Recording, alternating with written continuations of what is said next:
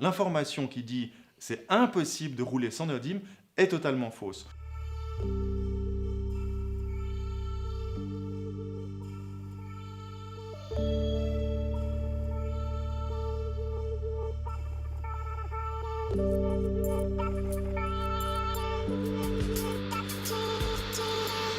Guillaume Pitron, cette semaine, a sorti son nouveau documentaire « La face cachée des énergies renouvelables ». La même semaine, France Télévisions sort une vidéo qui dézingue les voitures électriques.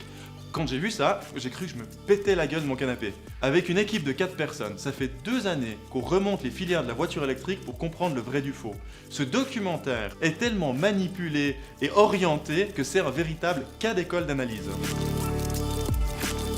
Les métaux rares sont déjà présents partout dans les véhicules à essence. Mais dans une voiture électrique, le rôle des métaux rares est beaucoup plus important.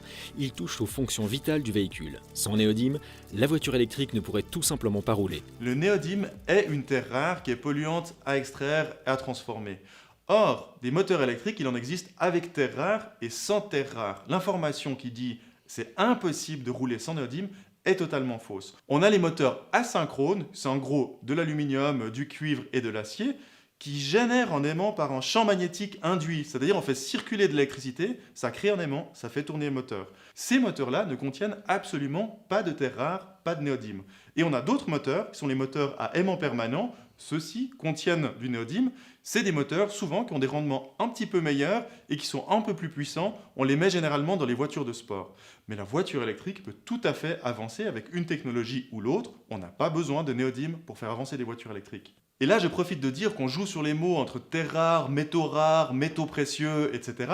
Dans une batterie lithium de voiture électrique, il n'y a absolument pas de terres rares, dans aucune batterie lithium. Il y en avait à l'époque dans certaines vieilles technologies de batterie. Aujourd'hui, aucune voiture sur le marché n'a de terres rares dans sa batterie. Dans une batterie, vous allez trouver un certain nombre de métaux rares, en particulier le lithium. Le lithium est le plus léger des métaux qui permet d'échanger des électrons, donc de stocker ou de libérer de l'énergie.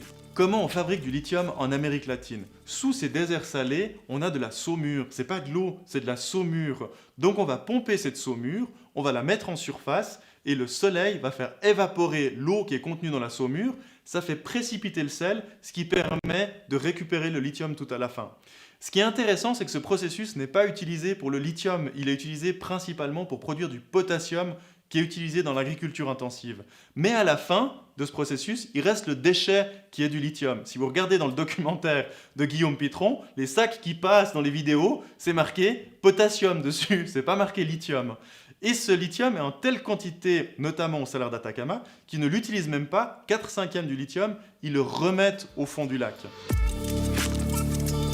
Dans une nouvelle publication, les spécialistes écrivent que les impacts environnementaux du véhicule électrique sont du même ordre de grandeur que pour un véhicule thermique.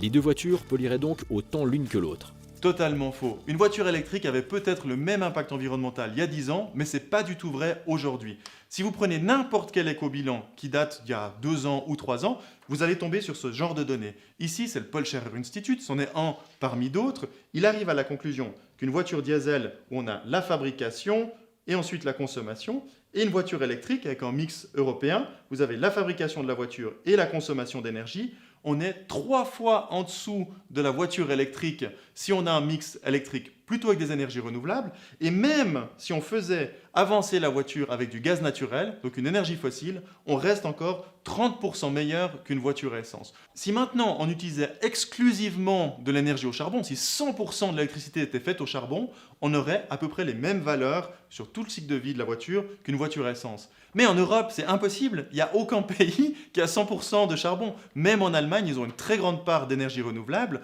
Donc c'est impossible dans les pays qu'on connaît d'avoir une voiture électrique qui émet plus qu'une voiture à essence. Je vous ai montré l'éco-bilan du Paul Scherrer Institute, mais prenez n'importe quel éco-bilan qui a été publié par une université de renom dans les 3 dernières années, vous aurez exactement les mêmes résultats. Pourquoi il y a une telle différence entre 2010 et 2020 alors que c'est relativement peu d'années de différence? Simplement parce qu'il y a eu des progrès technologiques énormes. En 2010, le recyclage des batteries lithium n'existait pas, alors qu'aujourd'hui il existe. Il y a Veolia, il y a Umicore, il y a la SNAM, il y a encore Batrec qui s'y met, il y a plein d'usines qui recyclent les matériaux aujourd'hui. En 2010, une batterie lithium avait à peu près 60 Wh par kilo de capacité. Aujourd'hui, environ 200 à 250 Wh par kilo de capacité.